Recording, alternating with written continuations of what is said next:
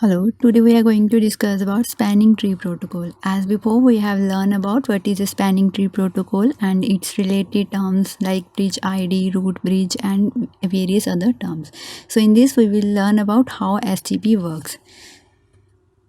So here we know about the concept of STP, spanning tree protocol, and how STP converges or how the network converges using the STP. Then the four-step decision sequence which is used by the STP to make the network works. The next is first is the concept of spanning tree protocol. So as we know that the spanning tree protocol runs by default in the network. Whenever a loop occur in the network, it will run as a default. So whenever a loop occur in network, STP make the one port of the switch in a blocking state. So this is the main concept by using which is used by the STP. So STP in STP convergence, there are three steps. As first step is as STA runs, that is spanning tree algorithm. It select one of the switch as root switch from the network. So first of all, it elects the root switch. Then it elects the root port which is selected on the basis of lowest cost path, and then it elects the designated port which is elected on the basis of lowest port ID. So these are the steps used by the STP to converge the network.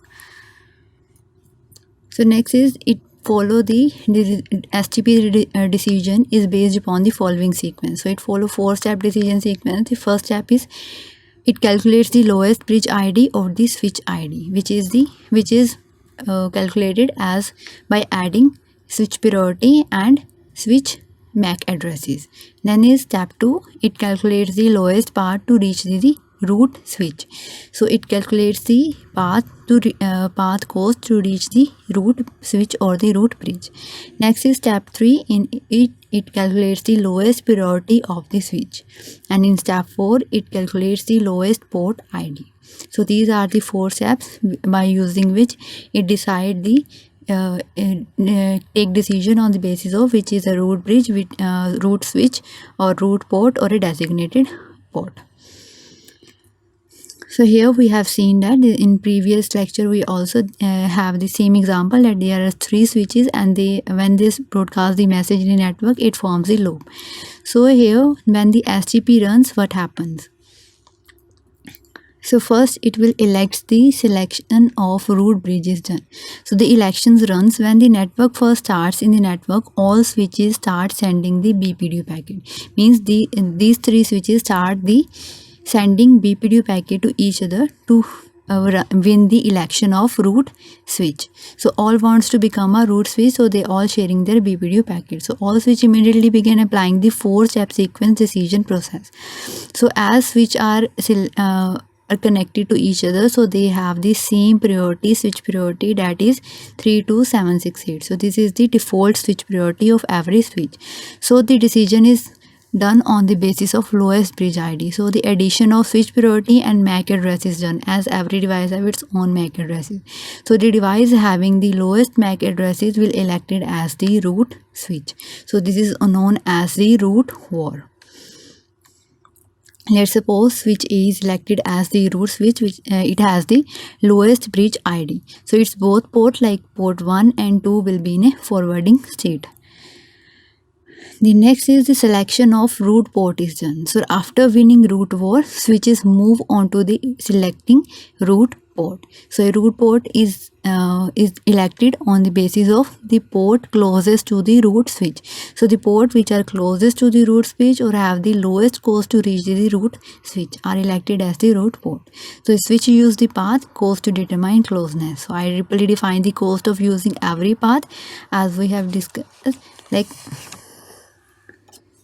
the 100 Mbps link bandwidth have the 19 STP cost STP cost as 19, and 10 Mbps link have a cost of 100, and 1 Gbps link have a cost of 4, and 10 Gbps link have a cost of 2. So these are the costs defined by the IEEE. So here the cost path cost is determined to define the root port. So every non-root port, here non-root port will take part in the election for the root port. So selected root switch as root port will remain in the forward state. So suppose that this port 3 and port 5 are the nearest port to the switch A and they have the lowest code to reach the switch root switch. So they are elected as the root port and their port will remain in the forward state. The next is election is done on the basis of designated port. Which port will remain as the designated port and which remain as the blocking port. From 4 and 6, this election is done between the port 4 and 6. So selecting designated port. So after selecting root ports, we start finding designated port. So designated port is a port that has been determined as having the best, that is lowest cost, or a designated port will remain in a forwarding stage. So here the designated port is determined by determining the lowest path cost. So first of all, it will calculate the path cost. As these two ports have the same path cost, so this will become a tie. The result will become a tie. So next process, it will calculate the lowest priority of the bridge. As these two bridges are connected to each other, they have the same priority, so here also the result become tie. The next is the calculation of port ID.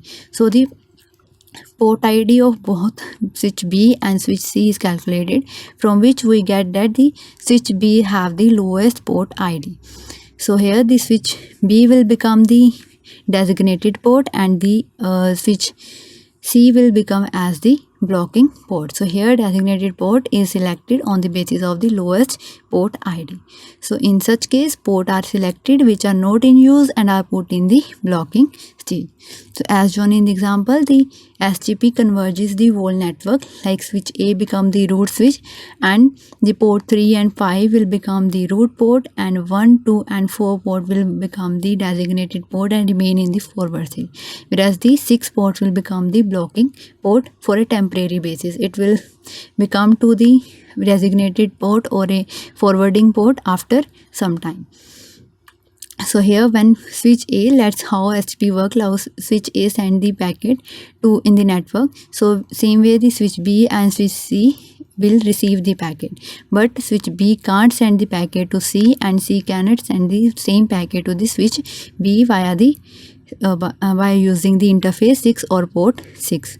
So here if switch B wants to send the packet to switch C, it will send from via switch A. So here the loop will not occur in the network. So in this way the STP works in a network to converge the whole network. So this is all about spanning tree protocol. Thank you.